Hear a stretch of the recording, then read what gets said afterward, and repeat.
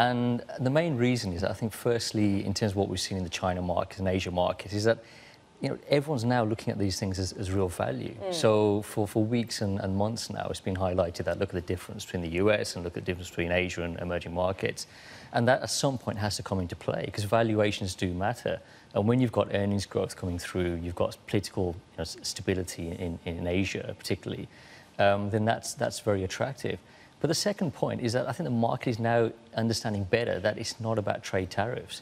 It's about much deeper issues. And I think this issue about intellectual property, about technology transfer, and it's made in China 2025, all of these things are more relevant, even North Korea in the mix there as well.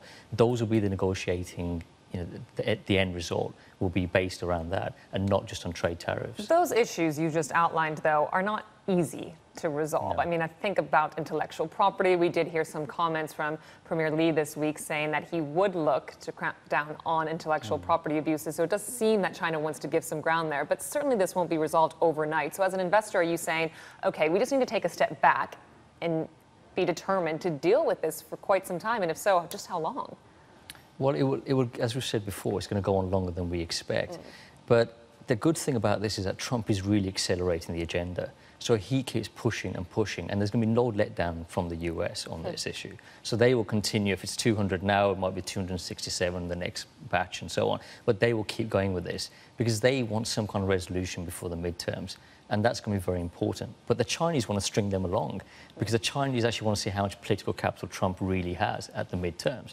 So it's a bit of a game at that point. But I think the US actually has a stronger hand right now, and the Chinese will have to make some compromise. I was going to ask you that because can China afford to let this carry on? Because also some comments coming from Premier Li, rather honest comments, if you will, at the World Economic Forum about the challenges that the domestic economy faces. If you look at some of the data weakening, but things like car sales, for instance, have been extremely weak of late. Do you think the Chinese government saying, oof, perhaps we can afford to fight this battle given what's going on with our own slowdown?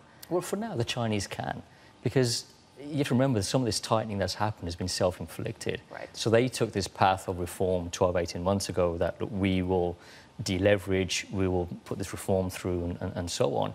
And that's still the case. So if they want to reverse that, they can do. So there's a lot of levers out there in reserve requirement, fiscal policy and so on. But they can't continue forever. And as the macro data keeps weakening, there's a very fine balance because your currency comes into play as well. Hey everybody, it's Hadley Gamble from our new CNBC Middle East Bureau in Abu Dhabi. Thanks for stopping by. Now to watch more, you can try one of the videos that just popped up on your screen. And don't forget to subscribe.